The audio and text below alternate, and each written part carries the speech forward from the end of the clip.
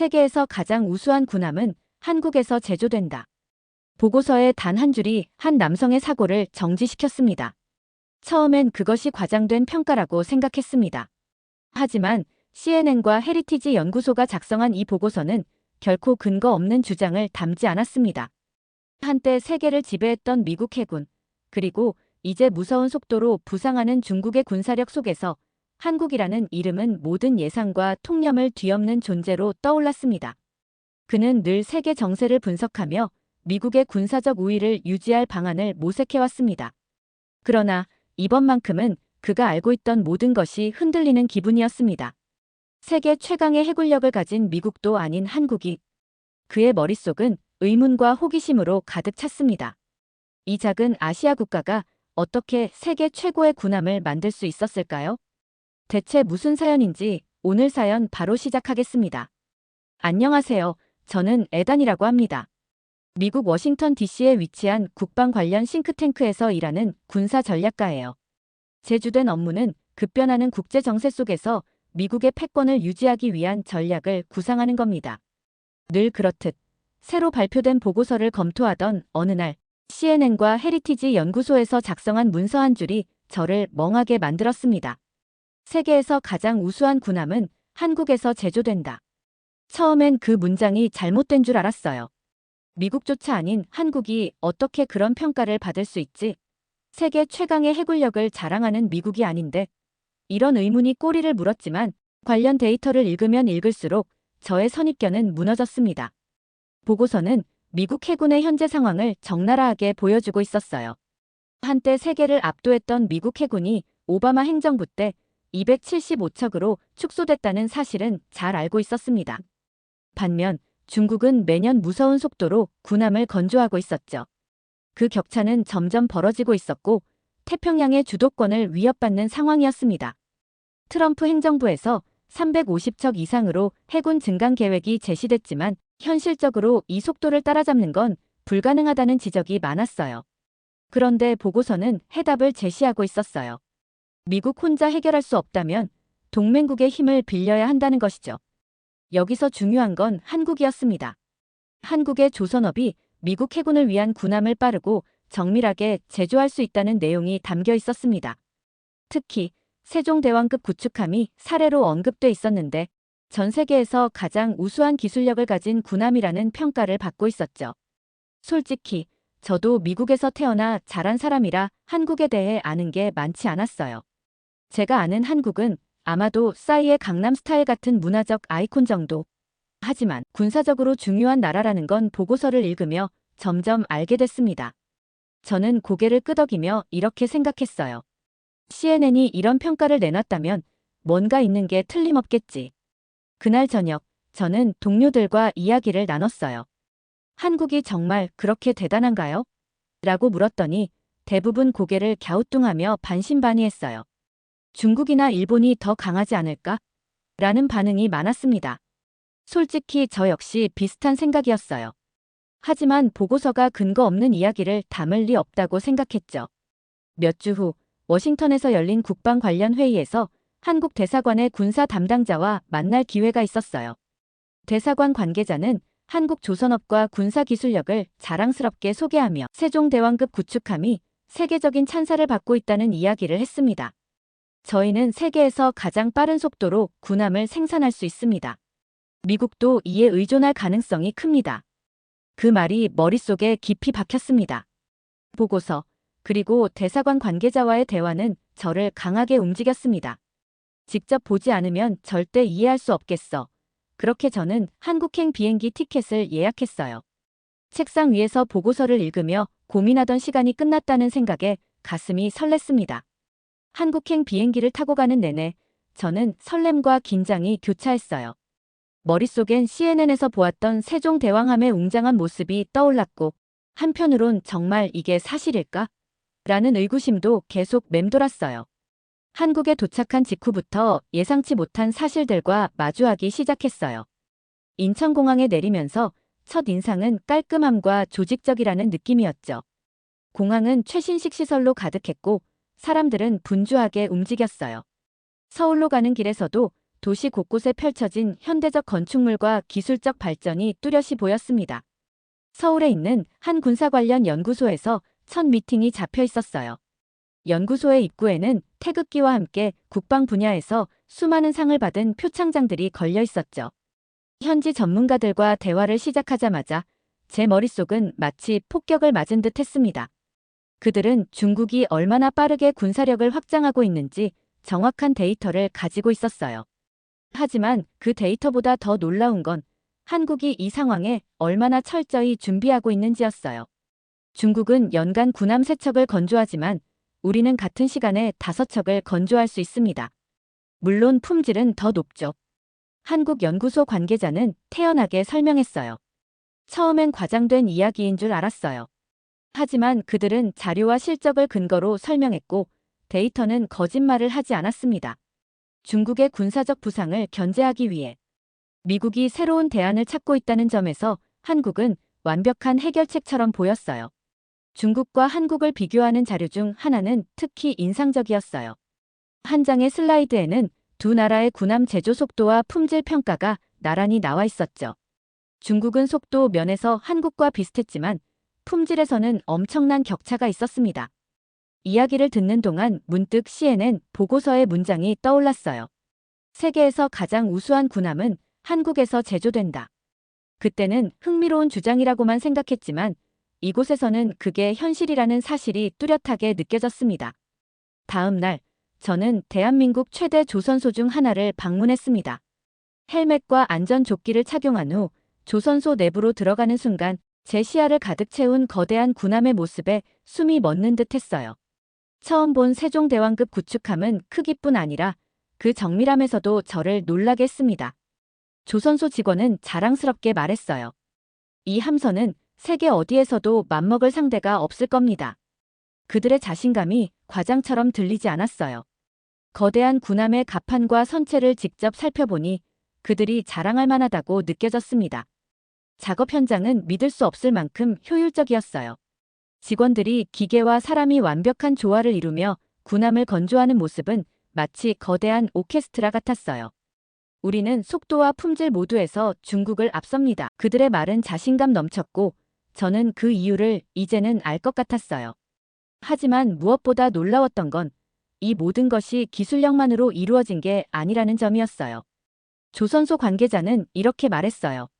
우리가 이렇게 빠르게 성장할 수 있었던 건 전쟁의 아픔을 딛고 일어나겠다는 국민들의 의지가 있었기 때문입니다. 우리 부모님 세대는 폐허에서 나라를 세웠죠. 이제 우리가 세계를 향해 도약할 차례입니다. 그 말을 듣고 가슴이 뜨거워졌어요. 이 나라의 정신력과 의지가 이 모든 것을 가능하게 만들었다는 사실이 뼈저리게 느껴졌습니다. 한국에서의 며칠은 저에게 마치 한 편의 다큐멘터리를 찍는 것 같았어요. 조선소와 연구소를 방문할 때마다 새로운 사실과 기술적 진보에 감탄했죠. 하지만 제가 방문했던 또 다른 조선소에서 본 장면은 그동안 제가 생각해온 기술이라는 개념을 완전히 새롭게 정의하게 만들었습니다. 그날 아침, 저는 한국의 두 번째 대형 조선소를 방문했어요. 첫 조선소에서 이미 충분히 놀랐다고 생각했는데 아니었어요. 이번에는 군함이 아닌 기술이 어떻게 체계적으로 발전하고 있는지를 직접 확인할 기회였어요. 안내를 맡은 기술 책임자는 저를 반갑게 맞아주며 이렇게 말했습니다. 에단 씨, 저희가 지금 보여드릴 것은 제조 기술이 아닙니다. 전 세계 어디에도 없는 통합적인 조선 시스템입니다. 안내받으며 본 첫 번째 구역은 최첨단 자동화 설비였습니다. 로봇 팔들이 군함의 선체를 정교하게 용접하는 모습을 보며 저도 모르게 감탄사가 나왔어요. 자동화 설비로 작업 속도는 기존보다 훨씬 빨라졌고 인간의 실수를 최소화하면서 품질은 극대화된다고 했습니다. 기술 책임자가 이런 말을 덧붙였어요. 이 시스템 덕분에 우리는 중국보다 30% 더 빠르게 군함을 건조할 수 있습니다. 그리고 실수율은 1% 미만이에요. 이는 미국조차 따라오기 힘든 수준입니다. 미국에서 군함 제조가 얼마나 복잡하고 시간이 오래 걸리는지 잘 알고 있던 저로선 이 이야기가 충격적일 수밖에 없었어요. 저희는 여전히 많은 작업을 수작업으로 하고 있었거든요. 한국이 이런 속도로 군함을 생산할 수 있다면 미국이 해군력을 빠르게 확장하려면 한국의 도움이 절실히 필요하다는 사실을 깨달았어요. 조선소의 다른 구역에서는 가상현실을 이용해 군함 설계를 검토하고 있었어요. 작업자들이 VR 기기를 착용하고 군함 내부를 실시간으로 점검하는 모습을 처음 봤어요. 에단 씨, 이런 시스템 덕분에 우리는 건조 전부터 모든 부분을 완벽히 시뮬레이션할 수 있습니다. 설계 오류를 90% 이상 줄였죠. 저는 이런 기술을 미국에서 도입하면 얼마나 큰 변화를 가져올지 상상해봤어요. 한국은 기술력뿐 아니라 이를 실용적으로 활용하는 데 있어 세계 최정 상급이라는 사실이 점점 분명해졌습니다. 조선소 견학의 하이라이트는 드디어 새롭게 건조 중인 군함 내부를 직접 들어가는 순간이었어요. 세종대왕급 구축함 다음 세대라고 불리는 이 군함은 한국 조선소의 기술력이 어떻게 진화하고 있는지 한눈에 보여줬습니다. 내부로 들어갔을 때 가장 먼저 보인 것은 이전에 보았던 군함보다 훨씬 더 정교하게 설계된 전자 시스템이었어요. 기술 책임자는 자랑스럽게 설명했어요. 이 군함은 기존 모델보다 20% 더 빠르고 30% 더 강력한 화력을 자랑합니다. 특히 모든 시스템이 인공지능 기반으로 작동해 상황 대응 속도가 비약적으로 빨라졌습니다. AI가 군함을 제어한다니 이건 정말 미국에서도 들어본 적 없는 수준이었어요. 전 세계적으로 AI 기술이 화두가 되고 있지만 이를 군사 기술에 이 정도로 심도 있게 적용한 사례는 처음이었습니다. 견학이 끝나갈 무렵 기술 책임자가 저를 조선소 한쪽으로 데려갔어요. 그곳에는 각종 부품과 자재가 깔끔히 정리돼 있었어요. 그는 손을 뻗어 작은 부품 하나를 들어 보이며 이렇게 말했어요. 이 작은 부품 하나까지도 우리가 모두 자체적으로 생산합니다. 중국이나 다른 나라들처럼 외국에 의존하지 않아요. 저희는 독립적으로 모든 걸 해결할 수 있습니다. 그 말을 듣는 순간 제 머릿속에 있던 모든 퍼즐 조각이 맞춰졌어요. 한국은 빠르고 정밀한 군함을 만드는 데 그치지 않고 완전한 자립적 시스템을 구축하고 있었던 겁니다. 조선소를 떠나는 길에 저는 조선소 직원들이 걸어가는 모습을 봤습니다. 저마다 자신감과 자부심이 넘쳐 보였어요. 다음 날 아침, 저는 또 다른 일정을 위해 서울 시내를 가로지르며 차 안에서 창밖을 바라보고 있었어요. 화려한 빌딩들과 분주히 움직이는 사람들, 그리고 곳곳에서 보이는 태극기가 마치 한국의 현재를 상징하는 듯 했어요. 저는 그날 오후 한국 현대사와 경제 발전을 연구하는 학자를 만나기로 했어요. 그는 한국 전쟁 이후의 폐허에서 시작된 이 나라의 이야기를 흥미롭게 풀어나갔습니다. 그의 설명은 강렬하고 생생했어요. 한국은 전쟁으로 인해 국토의 70%가 파괴되고 국민의 대부분이 굶주리던 시기를 겪었습니다. 하지만 그 절망 속에서도 포기하지 않았습니다. 그의 이야기는 한 장의 흑백 사진에서 시작됐어요. 사진 속에는 전쟁으로 잿더미가 된 서울의 모습과 굶주린 아이들이 있었습니다. 저는 입을 다물 수 없었어요. 이 폐허 속에서 어떻게 지금의 한국이 나왔을까? 그 과정이 믿기지 않았어요. 1960년대 초 한국의 1인당 GDP는 지금의 아프리카 최빈국보다도 낮은 수준이었습니다. 하지만 국민들은 절망 대신 새로운 희망을 선택했죠. 모든 것이 부족했지만 그 부족함을 채우기 위해 스스로를 갈고 닦았습니다. 그가 말을 이어갈 때마다 저는 한국이 운이 좋은 나라가 아니었다는 것을 깨달았어요. 전쟁 이후 아무것도 없는 상태에서 조선업과 같은 산업을 일으키고 세계 최고 수준으로 발전시킨 과정은 한편의 기적이었죠. 그는 이렇게 말하며 미소 지었습니다. 한국은 할 수 있다는 정신을 가진 나라입니다. 이런 정신이 없었다면 조선업도 세계적 군함도 존재하지 않았을 겁니다. 그 학자는 저를 한국전쟁 기념관으로 초대했습니다. 기념관에 들어가니 한국전쟁의 끔찍했던 기록과 그 후의 재건 과정을 보여주는 자료들이 전시되어 있었어요. 전시된 영상 중 하나에서 한국 사람들이 도로를 직접 닦고 집을 다시 짓는 모습이 나왔는데 그들의 눈빛에는 절망 대신 희망이 담겨 있었어요. 기념관을 걸으며 그 학자는 이렇게 설명했어요. 한국 사람들은 전쟁을 통해 배운 게 있습니다. 강한 의지가 없으면 아무것도 얻을 수 없다는 것을요. 그래서 미래를 향해 뛰었죠. 이 정신이 오늘날의 한국 조선업과 군사기술력의 바탕이 됐습니다. 저는 그의 말이 미사여구가 아니라는 걸 알 수 있었어요. 기념관의 자료들이 이를 증명하고 있었으니까요. 그날 저녁, 저는 조선소에서 만났던 한 직원의 이야기를 떠올렸어요. 그는 자기 부모님이 전쟁의 고아였지만 자신은 세계 최고의 군함을 만드는 기술자가 될 수 있었다고 했습니다. 그 직원의 자부심 넘치는 표정과 말투가 문득 가슴에 와닿았어요. 숙소로 돌아와 저는 다시 자료를 정리하기 시작했어요. 이 나라는 그들이 겪은 아픔과 실패를 자양분 삼아 세계 정상에 오른 사례였어요. 이런 정신력이야말로 미국이 한국과 동맹을 강화해야 하는 진짜 이유라는 생각이 들었습니다. 보고서를 작성하면서 저는 이런 문장을 적었습니다. 한국의 기술력은 역사와 정신력이 결합된 결과다. 미국은 이 정신을 이해하고 이를 바탕으로 협력해야 한다. 이 문장을 적는 순간 저는 확신했어요. 한국과의 협력은 군함을 수리하거나 생산하는 걸 넘어 미국이 새로운 방식으로 세계를 바라볼 수 있게 만들어줄 겁니다. 다음 날 아침, 저는 한국과 미국의 동맹에 대해 심도 있게 알아보기 위해 한국 국방부 관계자와의 미팅에 참석했습니다. 그 자리에서 저는 한 가지 중요한 사실을 깨달았어요. 트럼프 행정부 시절 한국과의 협력이 미국 해군 증강 계획의 핵심이었으며 특히 군함 제조 분야에서 한국은 없어서는 안 될 파트너로 평가받았다는 점이었습니다. 미팅은 차분하게 시작됐지만 발표 내용은 저를 점점 흥분하게 만들었어요. 발표자는 트럼프 행정부 시절 미국과 한국의 협력 사례를 구체적으로 설명했어요. 가장 눈에 띈 것은 미국 해군 장관이 한국을 방문해 조선소 관계자들과 직접 논의했던 내용이었습니다. 당시 트럼프 대통령은 힘을 통한 평화라는 철학을 바탕으로 강력한 군사력을 유지해야 한다고 주장했어요. 그 과정에서 한국이 중요한 역할을 맡을 수 있다는 결론에 도달했던 것이죠. 미국은 350척 이상의 군함을 보유해야 한다는 목표를 세웠습니다. 그런데 문제는 그 목표를 달성하려면 기존의 속도로는 불가능하다는 점이었죠. 그래서 한국을 선택했습니다. 그 발표자는 한국조선업이 가진 두 가지 장점을 강조했어요. 하나는 생산 속도, 그리고 다른 하나는 품질이었어요. 한국이 중국보다 빠르게 군함을 생산할 수 있으면서도 품질은 미국에 가까운 수준이라는 평가가 나왔습니다.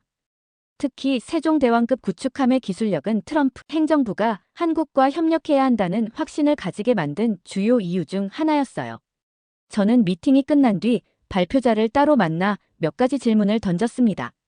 그중 가장 궁금했던 건 왜 한국이 일본이나 다른 나라가 아닌 트럼프 행정부의 주목을 받았는지에 대한 것이었어요. 그는 미소를 지으며 답했습니다. 일본은 뛰어난 기술력을 가지고 있지만 생산 속도 면에서는 한국이 월등합니다. 그리고 무엇보다 한국은 동맹으로서 신뢰도가 매우 높습니다. 트럼프 행정부는 이런 점을 높이 평가했어요. 그는 트럼프 행정부가 한국 조선소를 군함 제조 파트너로만 본 것이 아니라 동아시아에서 중국의 부상을 견제할 전략적 자산으로 봤다고 덧붙였어요. 이 말이 무겁게 다가왔습니다. 그날 오후, 저는 한국과 미국의 군사 협력에 대한 또 다른 사례를 살펴보았습니다. CNN에서 보도된 내용을 다시 복기했어요. 한국은 중국과 같은 속도로 군함을 만들 수 있지만 품질은 미국과 동일하다. 이 문장은 이제 더 이상 단순한 주장으로 보이지 않았어요. 제가 직접 조선소를 둘러보고 한국의 기술력을 확인한 이상, 이는 명백한 사실이었습니다. 트럼프 대통령은 당시 한 가지 결정을 내렸다고 해요. 미국이 군함 수리와 생산에서 한국에 의존하더라도 이것이 장기적으로 미국의 패권 유지에 필수적이라는 판단이었죠. 그 결정이 없었다면 현재 미국의 군사 전략은 훨씬 더 큰 난관에 부딪혔을 겁니다. 특히 트럼프 행정부와 한국의 협력 과정에서 가장 인상 깊었던 점은 단순한 거래 관계가 아니라 깊은 신뢰를 바탕으로 했다는 점이었어요.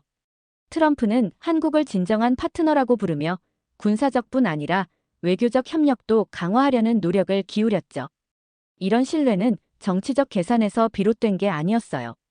발표 자료를 통해 알게 된 사실 중 하나는 한국이 미국의 군함 제작 요청에 대응하기 위해 조선소를 확장하고 새로운 설비를 도입하면서도 군사 기밀 유지에 대한 협약을 철저히 지켰다는 것이었어요.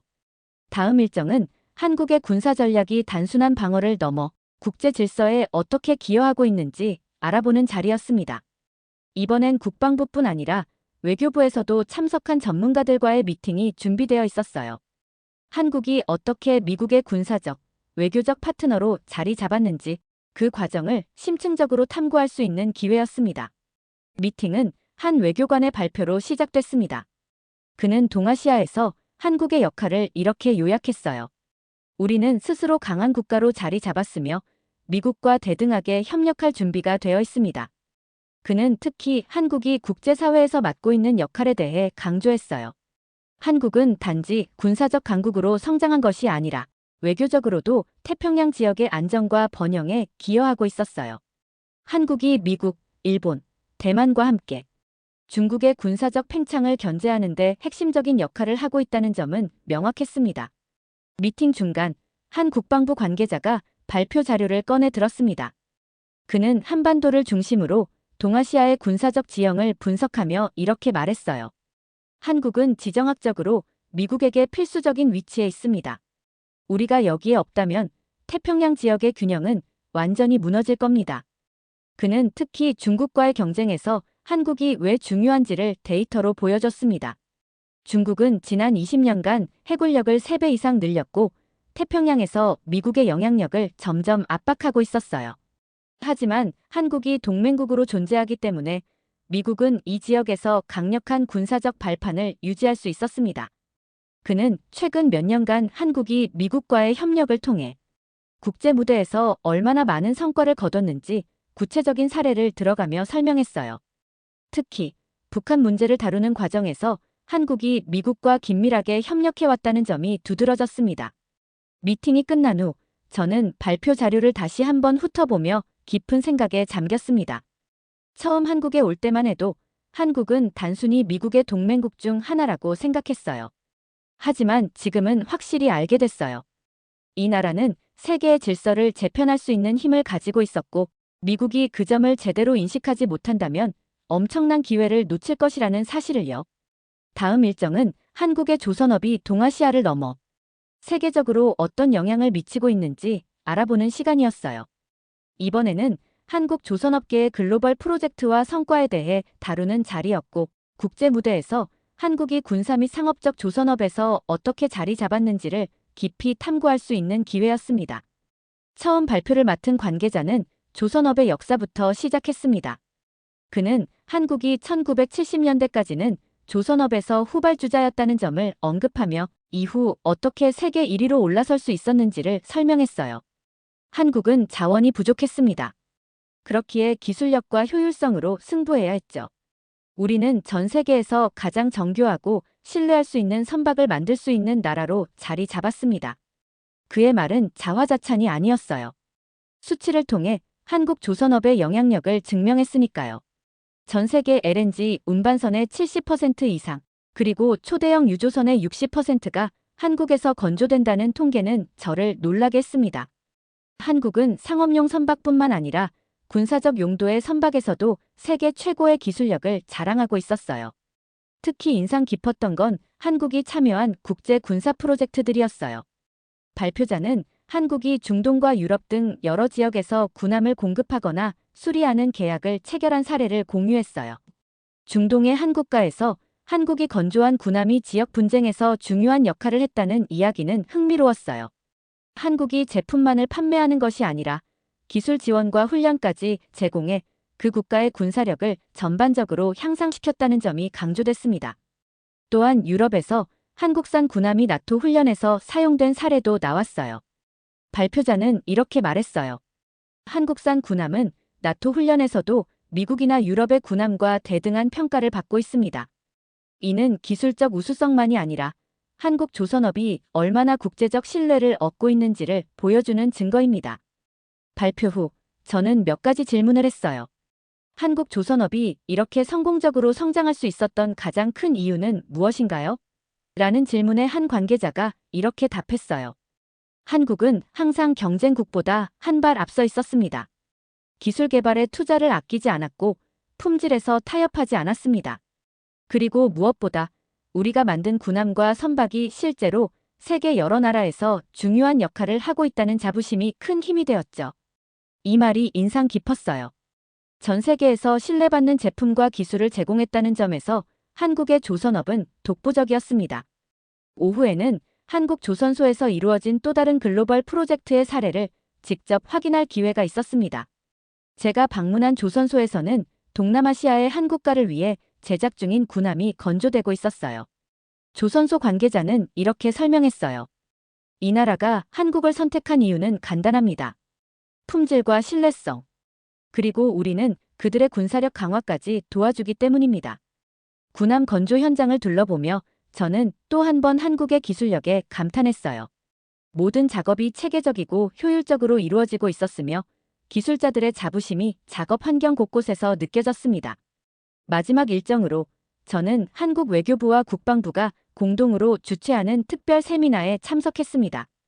이번 세미나는 한국의 군사기술과 외교 전략이 어떻게 결합되어 전 세계적으로 어떤 성과를 거두고 있는지 다루는 자리였어요. 전날 한국 조선업의 글로벌 영향력을 체감한 저로선 이번 세미나가 한국의 외교적 역량을 이해하는 중요한 기회라고 생각했어요. 세미나는 한 외교관의 발표로 시작됐습니다. 그는 한국의 군사 외교가 글로벌 평화와 안보에 기여하는 방향으로 확장되고 있다고 설명했어요. 한국은 전쟁의 폐허에서 시작한 나라로서 평화를 소중히 여깁니다. 그렇기에 우리는 군사기술을 평화를 구축하는 도구로 사용하고 있습니다. 그는 한국이 최근 몇 년 동안 국제무대에서 수행한 군사 외교 프로젝트를 구체적으로 소개했어요. 예를 들어 한국이 동남아시아 여러 국가에 군함을 수출하면서 동시에 군사훈련과 유지보수 기술을 지원한 사례가 나왔습니다. 다음 발표자는 중동에서의 한국 군사 외교 활동을 다루었어요. 그는 한국이 한 중동 국가와 군사 협력을 맺고 군함을 수출하며 동시에 현지 군사기지를 현대화하는 데 기여한 사례를 언급했습니다. 한국의 접근 방식은 파는 것이 아닙니다. 우리는 현지 국가가 스스로 강해질 수 있도록 돕습니다. 이는 그들이 한국을 신뢰하고 협력하게 만드는 가장 큰 이유입니다.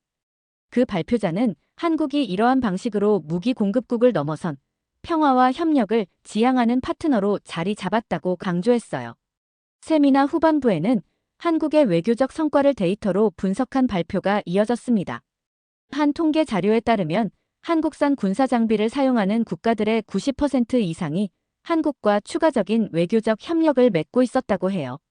이 발표를 들으며 저는 미국이 한국으로부터 배울 점이 많다는 생각이 들었어요.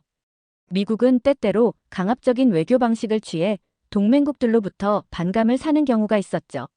하지만 한국은 기술력과 외교력을 조화롭게 결합해 동맹국들에게 신뢰를 쌓고 있었어요. 세미나 후 한 외교관과의 대화에서 한국의 독특한 접근 방식에 대해 더 깊이 알게 되었습니다.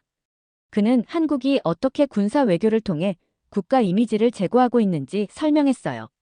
우리는 우리의 강점을 활용해 강대국과 대등하게 협력할 수 있는 방식을 찾아냈습니다. 바로 신뢰와 상생입니다. 그는 한국이 군사 기술력뿐 아니라 과거 식민지 경험과 전쟁의 아픔을 통해 다른 국가들과 공감대를 형성할 수 있는 독특한 위치에 있다고 설명했어요. 이 점이 한국 외교가 특별한 이유 중 하나라는 말이었어요. 세미나가 끝난 뒤 저는 세미나장 로비에서 한 장의 포스터를 보게 되었습니다.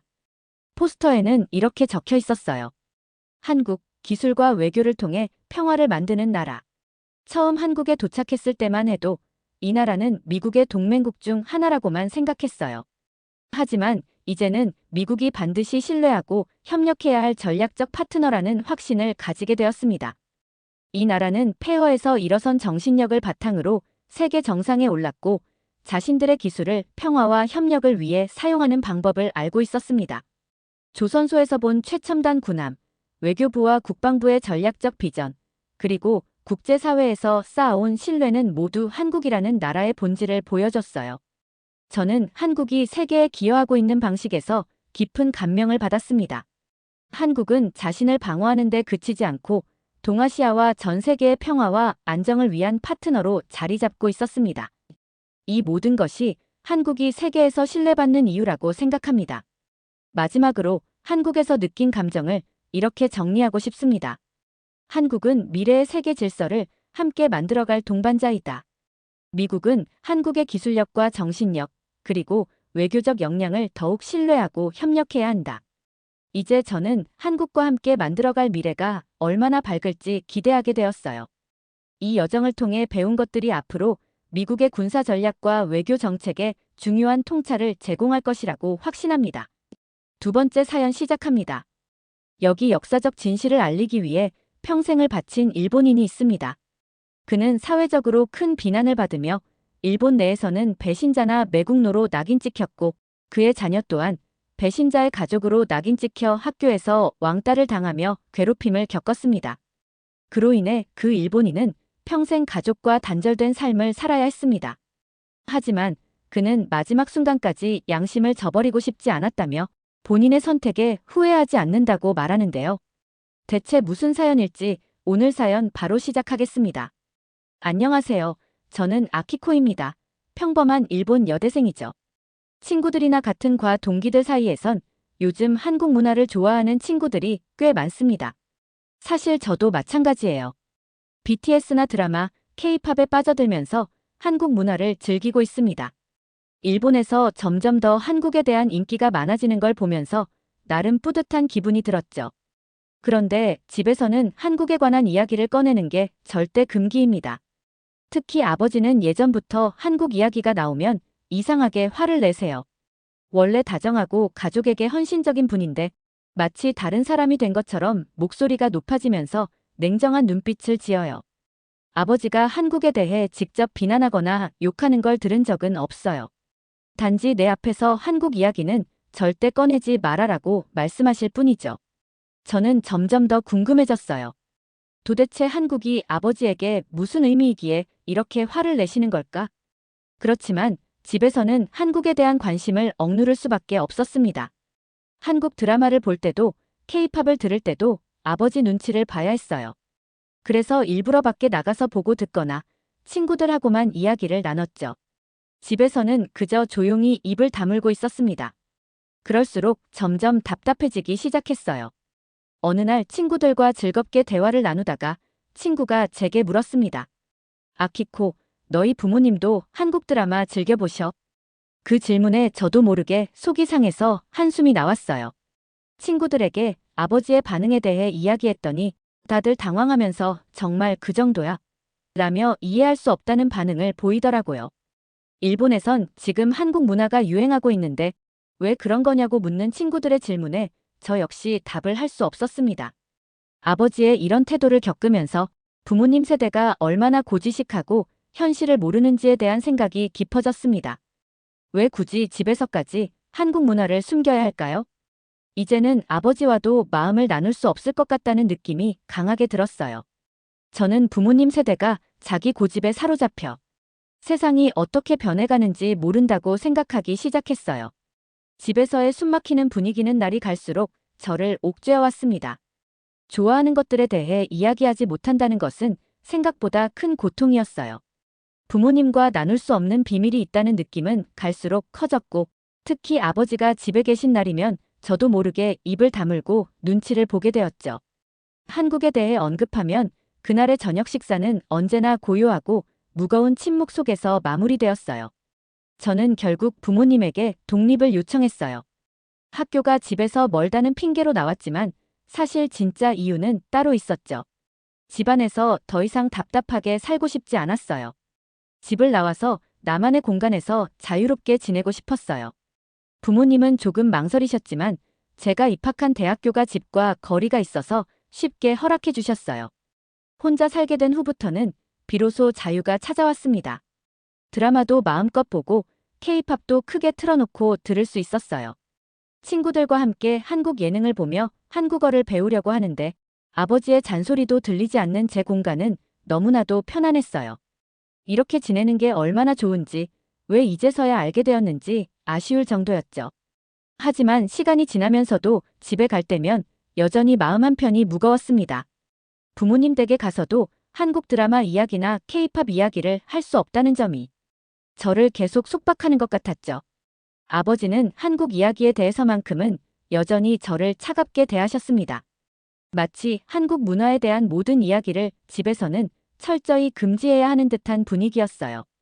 한 번은 아버지께 왜 한국 이야기만 그렇게 싫어하시냐고 조심스럽게 물어본 적이 있어요.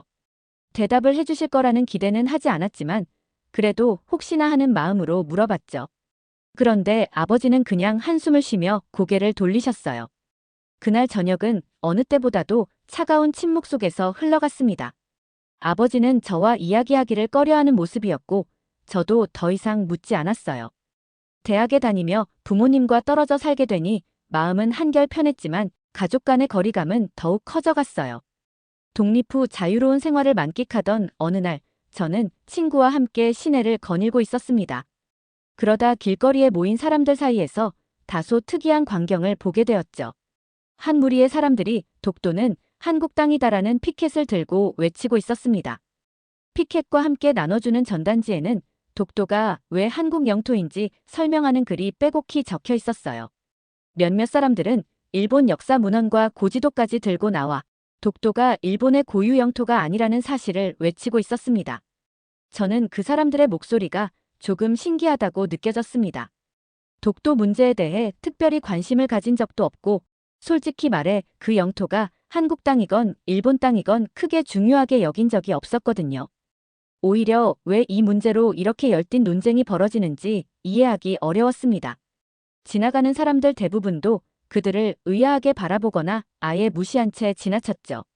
그런데 얼마 지나지 않아 그곳에 독도가 일본 땅이라고 주장하는 사람들이 몰려와 서로 격렬히 언성을 높이기 시작했습니다. 길 한복판에서 서로 큰 소리로 싸우는 두 무리의 사람들을 보니 그저 당혹스러울 뿐이었어요. 왜 저렇게 격렬히 감정을 드러내면서까지 싸우는 걸까요? 저는 옆에 있는 친구와 눈을 마주치며 왜 저렇게 싸우는지 이해할 수 없어라고 중얼거렸어요. 친구도 저와 같은 생각이었는지 고개를 끄덕이며 글쎄, 나도 잘 모르겠어. 우리 같은 세대에겐 별로 와닿지 않잖아. 라고 답하더군요. 하지만 싸움은 더욱 심해졌습니다. 서로 고성이 오가고 몇몇은 주먹질까지 하려는 듯한 위협적인 태도를 보이기 시작했어요.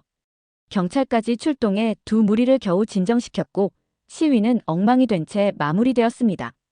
싸움이 끝난 후에도 독도 문제가 여전히 사람들 사이에서 이렇게 민감한 주제라는 사실이 계속 머릿속에 맴돌았어요. 저와 제 또래들은 한국 문화와 일본 문화를 모두 편하게 즐기고 있는데 왜 일부 사람들은 이렇게 독도를 두고 격렬하게 다투는지 이해할 수 없었죠. 일본의 젊은 세대들은 대부분 한국 문화를 즐기고 심지어는 여행이나 교류까지도 흔하게 하는데 여전히 과거의 갈등이 남아있는 것 같아 불편한 기분이 들었습니다. 그 이후로 독도에 관한 이야기를 들을 때마다 그날 거리에서 봤던 장면이 떠올랐어요. 한편으로는 이 문제를 아버지가 싫어하는 이유와 연관지어 생각하게 되기도 했죠. 아버지는 제가 어릴 때부터 독도는 일본 영토다라는 말도 하지 않았고 한국에 대해 비난한 적도 없었습니다. 그런데도 독도 문제나 한국에 관한 이야기에 극도로 예민한 반응을 보였죠. 저는 어쩌면 아버지가 그런 문제와 관련된 뭔가를 알고 있는 게 아닐까 또는 과거에 무슨 일이 있었던 게 아닐까 하는 생각을 처음으로 하게 되었습니다. 시간이 지날수록 한국에 대한 저의 호기심은 계속 커졌습니다. 대학교 2학년이 되었을 때 한국인 유학생 친구를 만나게 되었어요. 그 친구의 이름은 지현이었고 굉장히 세련된 인상을 가진 친구였죠. 지현은 유학생들 사이에서도 인기가 많았어요. 외국인이라는 거리감이 전혀 느껴지지 않을 정도로 자신감 넘치고 밝은 성격 덕분에 친구들과 잘 어울렸거든요. 저는 지현이와 자연스럽게 친해졌습니다. 어느 날 발표 수업에서 어려움을 겪고 있을 때 지현이 먼저 다가와 도와주겠다고 했어요. 그 후로 함께 발표 준비를 하며 이야기를 나눌 기회가 많아졌죠. 영어도 능숙하고 발표 준비도 꼼꼼하게 도와주는 모습에 감탄하게 되었습니다. 저는 지현의 자신감 있는 모습에 반하게 되었어요. 뭔가 당당하고 밝은 에너지가 가득한 지현의 모습은 제가 알고 있던 일본인 친구들과는 조금 달랐습니다. 지현과 친해지면서 한국에 대해 더 알고 싶어졌습니다. 지현은 유머 감각도 뛰어나고 이야기도 잘 풀어내서 지루할 틈이 없었어요. 무엇보다 지현의 삶은 저에게 많은 신선함을 주었죠. 지현은 일본에서 유학을 오기 전에 이미 여러 나라를 여행하고 다양한 문화를 경험했다고 했어요. 다양한 경험 속에서 자신감이 생겼고 그래서 일본에서도 주눅 들지 않고 자기 목소리를 내는 법을 배운 것 같다고 이야기하더군요. 그런데 가끔 지현과 대화를 나누다가 예상치 못한 주제에 당황스러움을 느끼기도 했습니다. 한 번은 역사 수업 과제에 대해 이야기를 나누다가 지현이 조심스럽게 한국과 일본 간의 역사 문제를 언급했어요. 독도 이야기도 잠시 나왔는데 지현이 일본에선 독도가 왜 일본 땅이라고 배워? 라고 물었을 때 순간 말문이 막혔어요. 저는 이 문제에 대해 깊이 생각해 본 적이 없었고 학교에서 배운 내용 외에는 아는 게 없었거든요. 게다가 일본의 교육에서는 이런 문제를 다루는 시간이 극히 적었기 때문에 저는 사실상 아는 게 거의 없었습니다. 지현은 제가 몰라 하는 걸 보고는 당황하지 않고 한국에서 배운 역사에 대해 간략히 설명해 줬어요. 평소 즐겁게 대화하던 지현과는 달리 역사 이야기를 할 때는 눈빛이 단호해졌어요. 저는 지현의 이야기를 듣고 나서야 제가 얼마나 제한된 정보만 접해왔는지 깨닫게 되었습니다. 그동안 역사 문제는 관심 밖의 일이었지만 지현의 진지한 태도에 저는 스스로 부끄러운 기분이 들었어요. 우리가 쉽게 지나치는 역사적인 사실들이 다른 사람들에게는 자부심과 자존심에 깊은 영향을 미치는 중요한 문제라는 걸 지현을 통해 처음 느꼈습니다. 역사 이야기를 제외하고는 지현과 어울리는 시간이 정말 즐거웠어요. 우리는 종종 함께 도서관에 가서 공부하고 근처 카페에서 맛있는 음료를 마시며 수다를 떨었죠. 지현과 지내다 보니 한국 문화에 대한 흥미가 더 커졌고 지현처럼 자신감 있고 당당한 모습이 부럽기까지 했습니다. 한국 친구들의 밝고 에너지 넘치는 모습은 제게 강한 인상을 남겼어요. 한국인들이 단순히 K-팝이나 드라마로만 멋져 보이는 게 아니라 그들의 태도와 열정이 그 멋을 더욱 빛나게 한다는 걸 알게 되었죠. 지현과의 우정이 깊어지며 한국에 대해 더 알고 싶어지는 마음이 커졌지만 여전히 제 마음 한편에는 아버지와의 갈등이 자리하고 있었습니다. 아버지와는 그 문제로 조금씩 멀어지고 있었어요. 아버지와 대화를 나눌 때도 한국 관련 이야기는 철저히 피했고 그 대신 학교나 친구 이야기를 어색하게 늘어놓을 뿐이었죠. 그렇게 평소와 다를 것 없던 어느 날 아버지에게서 갑작스럽게 연락이 왔습니다. 전화기 너머 아버지의 목소리는 조금 떨리고 있었어요. 오랜만에 아버지가 급하게 집으로 와달라고 요청하셔서 무슨 일인가 궁금했지만 자세히 물어보지 않고 일단 집으로 향했어요. 집에 도착하자 아버지는 한참 동안 말이 없었습니다.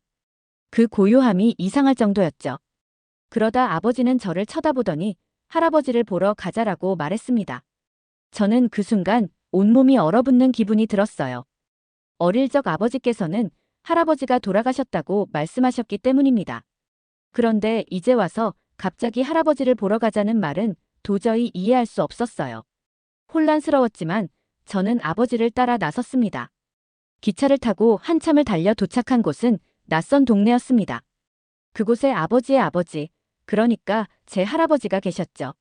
아버지는 할아버지가 암에 걸려 살 날이 얼마 남지 않았다는 사실을 전하셨어요.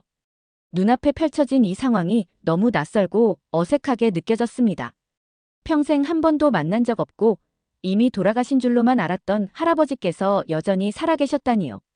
그리고 곧 뵙게 될 할아버지의 모습이 어떻게 그려질지 상상이 되지 않았습니다. 병원에 도착해 처음 할아버지를 뵈었을 때 할아버지의 모습은 무척이나 초라하고 연약했습니다.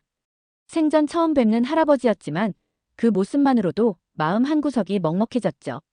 할아버지는 저와 눈이 마주치자 미소를 지으셨어요. 마치 저를 알고 있었던 것처럼요. 그 미소는 오래된 슬픔과 안타까움이 서려 있는 듯한 인상이었습니다. 할아버지의 집은 온통 낡고 먼지가 쌓여 있었습니다. 하지만 그런 곳에서 특히 저의 눈길을 사로잡은 것은 곳곳에 쌓여 있는 책과 자료들이었어요. 그 중에서도 독도와 관련된 자료들이 유독 많았습니다. 낡은 지도, 연구자료, 필기된 메모 등 독도에 관한 기록들이 곳곳에 널려 있었습니다. 저는 아무것도 모른 채 그저 지켜볼 수밖에 없었죠. 잠시 후 아버지는 할아버지의 집에 앉아 조용히 사케를 한잔하시더니 제게 이야기를 시작했습니다. 아버지의 목소리는 낮고 침착했지만 그 안에 담긴 감정은 쉽게 잊을 수 없는 깊은 슬픔과 분노가 느껴졌어요. 할아버지는 과거에 역사학자로 활동하셨고 젊은 시절에는 대학 교수로 이름을 날렸다고 했습니다. 하지만 어느 날 일본의 역사적 문헌과 지도에서 독도가 한국 영토임을 증명하는 자료를 발견하면서 그것을 세상에 알리기 위해 노력하셨다고 합니다. 할아버지는 그 사실을 외면할 수 없었고 자신이 아는 진실을 일본 사회에 알리기 위해 앞장서기 시작했다고 해요. 아버지의 이야기를 듣는 동안 저 역시 혼란스러웠습니다. 아버지는 할아버지께서 사회적으로 큰 비난을 받으셨다고 말했습니다. 일본 내에서는 할아버지를 배신자나 매국노로 낙인 찍으며 격렬히 비난했죠. 그 피해는 가족에게까지 닥쳤고 아버지도 그 시절 배신자의 가족으로 낙인 찍혀 학교에서 왕따를 당하며 괴롭힘을 겪었다고 했습니다. 너무나 극심한 괴롭힘이었기에 선생님께도 도움을 청했지만 오히려 선생님은 집에서 잘못된 생각을 배우고 있다고 하며 차별했다고 했어요. 아버지의 이야기는 계속됐습니다. 아버지의 몸에 있던 큰 흉터 역시 그 시절 친구들의 폭력으로 생긴 상처였다고 합니다. 할머니 역시 그 상황에 시달리며 심한 스트레스를 받다가 결국 위암으로 돌아가셨다는 이야기를 듣고 제 마음이 무너졌어요. 할아버지는 그럼에도 양심을 지키기 위해 독도가 한국 영토임을 알리는 일을 멈추지 않으셨고 그로 인해 아버지는 평생 고통스러운 기억을 안고 살아오셨던 것입니다. 할아버지를 처음 만난 그날의 충격은 제게 지울 수 없는 인상을 남겼습니다. 초라하고 약해진 할아버지의 모습, 그분이 간직한 수많은 자료들, 그리고 아버지의 묵직한 고백. 저는 그렇게 오랜 시간 동안 할아버지가 어떤 삶을 살아왔는지, 그로 인해 가족이 어떤 고통을 겪었는지 전혀 알지 못했습니다. 아버지와의 거리감은 이렇게나 깊은 과거에서부터 비롯된 것이었음을 깨닫게 된 순간, 마치 거대한 비밀이 풀리는 듯한 느낌이 들었어요. 할아버지는 돌아가시기 전 희미한 목소리로 마지막 이야기를 꺼내셨어요. 할아버지는 젊은 시절 역사학자로서 진실을 알리고자 했던 이유와 그로 인해 생긴 가족의 상처를 인정하셨습니다. 나는 가족을 지켜주지 못했구나. 정말 미안하다. 할아버지의 낮고 가라앉은 목소리에는 깊은 회한이 서려 있었습니다. 하지만 할아버지는 결코 후회하지 않는다는 단호한 의지를 보였어요. 양심을 저버리고 싶지 않았단다. 진실을 외면하는 것만큼 나 자신을 속이는 일은 없으니까. 할아버지의 이야기를 듣는 동안 아버지는 조용히 눈을 감고 계셨습니다. 그 시절의 기억이 고스란히 되살아나는 듯 아버지의 표정에는 슬픔과 분노가 교차했어요. 저는 그저 그 자리에 앉아 할아버지의 이야기를 들을 수밖에 없었습니다. 할아버지는 당시 독도가 한국 영토임을 알리는 일이 사회적으로 엄청난 논란을 불러일으킬 거라는 걸 알고 있었지만 자신이 역사학자로서 진실을 밝히지 않는다면 학자로서의 양심을 버리는 일이라고 믿으셨대요. 그 믿음은 할아버지의 삶을 철저히 바꾸어 놓았고 가족의 삶도 뒤흔들어 놓았죠. 할아버지는 가족에게 닥친 고통에 대해 깊이 미안해하면서도 여전히 역사의 진실을 밝히고 싶다는 소망을 드러내셨어요. 그 진실이 세상에 알려지는 날을 기다리며 평생을 싸워왔던 것입니다. 저는 할아버지가 그토록 간절하게 바라는 그 진실이 무엇인지 이제야 비로소 조금 이해할 수 있을 것 같았어요. 단지 독도라는 섬의 소유권을 넘어 일본 사회가 왜곡된 역사 인식을 바로 잡아야 한다는 할아버지의 신념이 제 가슴속에 강하게 박혔습니다. 아버지께서 할아버지를 떠나게 된 이유도 그날 알게 되었어요. 아버지는 자신이 겪은 모든 고통이 할아버지의 집념에서 비롯되었다고 느꼈고 그로 인해 오랫동안 할아버지를 원망했다고 했습니다. 가족의 안전보다 양심이 더 중요하셨나요? 아버지는 할아버지의 손을 잡으며 조용히 물었습니다. 할아버지는 흔들림 없이 답하셨습니다. 진실은 나 혼자만의 것이 아니란다. 내가 침묵하면 우리 다음 세대도 진실을 알 수 없게 될 거야. 그 순간 저는 할아버지가 진정으로 지키고 싶었던 것이 무엇인지 깨달았어요. 그것은 단지 자신만의 신념을 위한 것이 아니라 후손들이 역사에 대해 올바른 인식을 가지도록 돕기 위한 싸움이었습니다. 가족과 세상을 위한 양심의 싸움이었죠. 할아버지의 말을 들으며 저는 할아버지가 가족을 포기한 것이 아니라 더 넓은 미래를 위해 자신을 희생했다는 걸 느끼게 되었어요. 그러나 그 과정에서 가족들이 겪었던 상처는 할아버지조차 상상하기 어려웠을 것입니다. 아버지와 저는 할아버지의 마지막 순간을 함께 지켰습니다. 할아버지를 떠나보낸 후 집으로 돌아와서도 며칠 동안 저는 혼란스러운 감정에 사로잡혔습니다. 할아버지가 남기신 말들이 머릿속을 떠나지 않았어요. 지금까지는 단지 한국 문화를 좋아하는 정도였던 제가 할아버지의 삶과 신념을 알게 되면서 점점 더 역사에 대한 책임감을 느끼기 시작했습니다. 저는 아버지께 조심스럽게 역사 공부를 더 하고 싶다고 말씀드렸습니다. 특히 한일 관계와 독도에 대한 진실을 알고 싶다고 했을 때 아버지는 처음엔 조금 당황한 눈빛을 보이셨어요. 예전 같았으면 아버지는 당장 저에게 화를 내셨겠지만 할아버지의 마지막 순간을 함께한 뒤라 그런지 아무런 대답도 하지 않으셨습니다. 우선 책을 찾기 시작했습니다. 할아버지께서 남기신 자료를 살펴보고 싶었지만 할아버지의 집에 있는 모든 자료를 당장 가져올 수는 없었죠. 그래서 도서관을 찾고 학교의 자료실에서 가능한 모든 정보를 모아 독도와 한국 역사에 대해 조사하기 시작했어요. 책 속에는 제가 몰랐던 수많은 사건과 진실이 담겨 있었습니다. 그동안 접하지 못했던 역사적 사실들을 알게 될수록 왜 할아버지가 평생을 걸쳐 진실을 외치셨는지 조금씩 이해할 수 있었습니다. 그리고 저는 지연에게도 도움을 요청했습니다. 내가 한국에서 배운 역사와 독도 문제에 대해 조금 더 자세히 알고 싶어. 제 요청에 지연은 놀란 표정을 지었지만 곧 진지한 얼굴로 한국에서 배우는 역사와 독도에 대한 이야기를 해주었어요. 한국의 관점에서 본 역사는 제가 배워온 것과는 완전히 다른 모습이었습니다. 일제강점기, 강제로 끌려갔던 사람들, 수많은 탄압과 저항. 제가 그동안 상상도 하지 못했던 이야기들이 지현의 설명 속에서 펼쳐졌어요. 지현은 한 번은 제게 묻기도 했어요. 일본에서도 이런 부분을 배우긴 해? 저는 잠시 말문이 막혔어요. 솔직히 말해서 학교에서 배운 것은 지현이 말하는 역사와 전혀 다른 내용이었고 제게는 너무나도 생소했습니다. 그제야 저는 우리가 배운 역사가 얼마나 편향적이고 일방적인지 깨닫기 시작했어요. 일본에서의 교육은 우리가 불리하거나 민감한 사실은 가르치지 않고 오히려 왜곡된 시각을 담아냈다는 사실을 뼈저리게 느꼈습니다. 우리 세대는 아무것도 알지 못한 채 진실에서 멀어진 역사 속에서 살아가고 있었어요. 우리가 배운 역사와 한국이 가르치는 역사가 이렇게 다를 줄은 상상도 못했기 때문에 마치 그간의 제 삶이 거짓에 둘러싸여 있던 것처럼 느껴졌죠.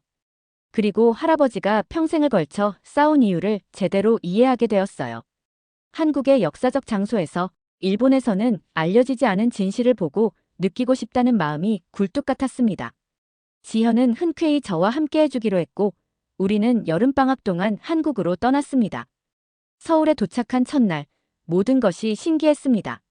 거리는 일본과 비슷하면서도 달랐고 사람들의 모습은 활기차고 자신감으로 넘쳐났습니다. 지현은 우선 경복궁부터 안내해 주었어요. 하지만 이번 여행의 진짜 목적지는 따로 있었죠. 우리는 서대문 형무소에 갔습니다. 그곳은 일제강점기 시절 한국인들이 일제의 탄압을 견디며 저항했던 역사의 아픈 흔적들이 고스란히 남아 있었어요. 형무소 안에 들어서자 마치 그 당시의 숨소리들이 벽에 남아있는 듯한 느낌이 들었습니다. 벽 곳곳에 새겨진 흔적들, 차가운 감옥의 철창들은 단지 시설이 아니라 한국인들이 겪었던 고통과 아픔을 그대로 담고 있었어요. 저는 아무 말도 할 수 없었습니다. 그저 지현을 따라가며 설명을 들었죠. 지현은 차분하게 한국인들이 형무소에서 겪었던 이야기들을 들려주었어요. 고문을 당하고 자유를 위해 저항하다 생명을 잃은 사람들이 무수히 많았다는 사실이 믿기지 않았어요. 저는 그동안 이 모든 역사를 전혀 알지 못했던 것이 부끄러웠습니다. 일본에서 배운 역사 속에서는 이토록 처참한 사건들이 거의 언급되지 않았습니다. 그저 우리가 경제적으로 발전시키고 근대화를 이끌었다는 내용이 전부였죠. 하지만 현실은 그 모든 것이 한국인들에게 엄청난 고통을 주었다는 사실이었습니다. 이후 우리는 독립기념관을 찾았습니다. 그곳에 전시된 자료들과 설명들은 제가 알던 역사와 너무도 달랐습니다. 특히 한국인들이 독립을 위해 외쳤던 글들과 문서들을 보면서 마음이 저려왔어요. 한글로 적힌 대한독립 만세라는 문구가 눈에 들어왔을 때 그 말 속에 담긴 저항과 절박함이 느껴졌습니다. 한국인들은 일본의 탄압 속에서도 자신의 문화를 잃지 않기 위해 나라를 되찾기 위해 목숨을 걸었던 겁니다. 그런 한국인들의 모습은 제가 지연을 통해 알게 된 밝고 당당한 모습의 뿌리라는 생각이 들었어요. 또한 동북아역사재단 독도체험관도 방문했습니다. 그곳에는 한국이 독도를 얼마나 소중히 여기는지, 독도가 한국 영토임을 증명하는 자료들이 전시되어 있었죠. 일본에서는 접할 수 없었던 수많은 문헌과 지도들이 한국의 주장을 뒷받침하고 있었어요. 저는 그제서야 할아버지가 연구했던 자료들이 결코 잘못된 것이 아니었음을 확신하게 되었습니다. 할아버지는 진실을 알리고 싶어 했을 뿐인데 그 진실이 일본에서 받아들여지지 않았던 이유를 이제야 깨달았어요. 그것은 단지 독도 문제에 국한된 것이 아니라 일본이 자신들이 저지른 과거의 잘못을 직시하지 않으려 했기 때문이라는 생각이 들었습니다. 하루 종일 한국의 역사적 장소들을 다니며 저의 가슴은 점점 무거워졌습니다. 모든 것이 충격적이었고 지금까지 알고 있던 저의 가치관이 흔들리는 느낌이었어요. 밤이 되어 숙소에 돌아온 저는 잠이 오지 않았습니다. 문득 할아버지의 얼굴이 떠오르며 일본인으로서 제 책임감이 느껴졌습니다. 한국에서의 시간이 지나고 일본으로 돌아왔을 때 저는 완전히 다른 사람이 된 것 같았습니다. 제가 일본에서 배워온 역사와 한국에서 직접 보고 느낀 진실 사이의 간극이 너무도 커서 혼란스러웠어요.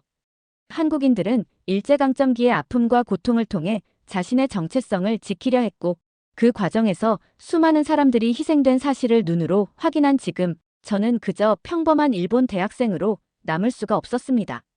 우선 저는 일본 내에서 역사적 진실을 알리기 위한 방법을 찾기 시작했습니다.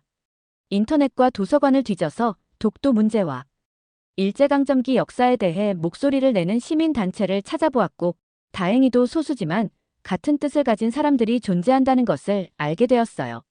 이들은 일본 사회에서 잘 알려지지 않은 진실을 알리기 위해 힘겹게 활동하고 있었고 저는 그들과 함께할 준비가 되어 있었습니다. 처음 시민단체에 나갔을 때 저는 작은 방에서 모여 이야기를 나누는 사람들의 모습을 보고 깊은 감명을 받았습니다. 대부분은 나이 지긋한 어른들이었고 저 같은 젊은이는 거의 없었어요. 그런데도 그들의 눈빛에는 강한 결의가 담겨 있었죠. 그들은 일본의 과거를 직시하고 제대로 된 역사인식을 통해 한일 관계가 더욱 나아지기를 바라는 마음으로 활동하고 있었습니다. 저는 그들과 이야기를 나누며 느꼈어요. 이 사람들 역시 할아버지처럼 진실을 지키기 위해 평생을 바쳐온 사람들이라는 걸요. 시민단체에서 처음으로 나눈 대화에서 저는 할아버지의 이야기를 꺼냈습니다. 조용히 제 이야기를 듣던 이들은 고개를 끄덕이며 너의 할아버지는 용기 있는 분이었구나라고 말해주었어요. 그 말에 마음이 뭉클해졌습니다. 다음 주 저희 시민단체는 길거리에서 독도와 일제강점기 역사에 대한 전단지를 나눠주기로 했습니다.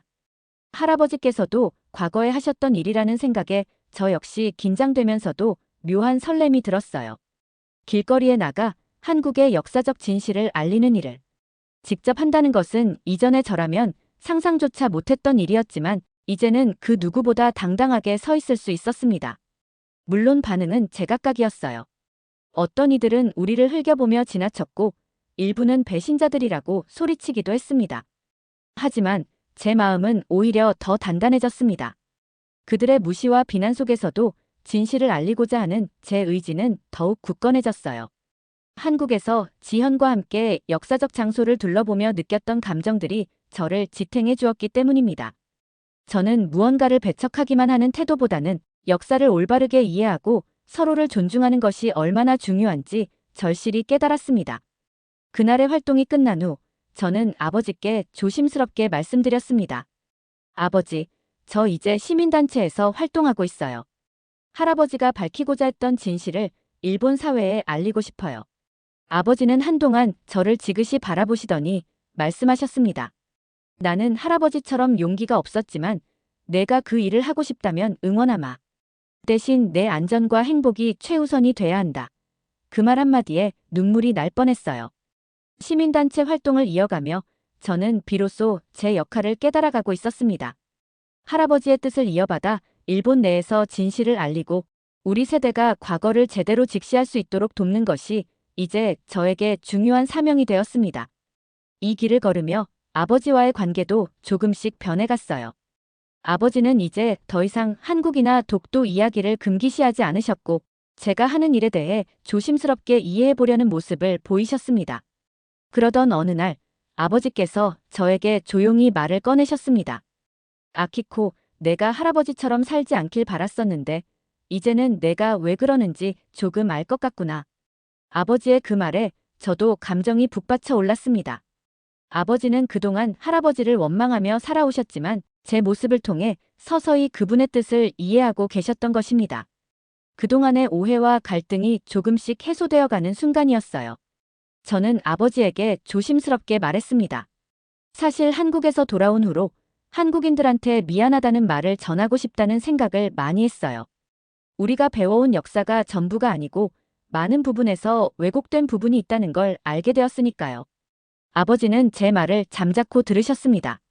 한국에서 직접 경험한 일제강점기의 잔혹한 현실과 고통을 떠올리며 저는 한국 사람들에게 일본인으로서 사과하고 싶은 마음이 점점 커졌어요. 또한 저는 한국 친구들에게도 저희 할아버지와 같은 사람들이 일본 내에도 존재한다는 사실을 알리고 싶었습니다. 진실을 숨기지 않고 세상에 알리려는 사람들이 계속해서 이어져 왔다는 것을, 그리고 저도 그 대열에 합류하고 싶다는 생각이 강해졌어요. 그날 이후 저는 제 주변 친구들에게도 역사에 대해 이야기를 나누기 시작했습니다. 한국에서 직접 느낀 사실들, 그리고 할아버지의 이야기를 전하며 우리 세대가 더 이상 과거의 잘못된 인식을 답습하지 않기를 바라는 마음을 전했습니다. 처음에는 어색해하던 친구들도 진심이 담긴 제 이야기에 귀를 기울여 주었어요. 이 작은 노력이 모여 언젠가 일본과 한국이 서로를 더 이해하는 관계가 될 수 있다는 희망을 품게 되었습니다. 한국인들에게 전하고 싶습니다. 진심으로 미안합니다. 그리고 일본에도 진실을 알리기 위해 평생을 바쳐 노력하는 사람들이 있다는 걸 알아주셨으면 합니다. 저처럼 과거를 제대로 배우고자 하는 일본인들이 더 많아질 것입니다. 한국과 일본이 과거의 상처를 극복하고 서로 진정한 이웃이 되기를 바랍니다. 언젠가는 두 나라가 서로를 미워하지 않고 이해하는 미래가 오기를 꿈꾸며 저는 제자리에서 계속 노력하겠습니다. 오늘 사연이 재미있으셨다면 구독과 좋아요, 알림 설정까지 부탁드립니다. 더 재미있는 사연으로 돌아오겠습니다. 이상 감동탐험이었습니다.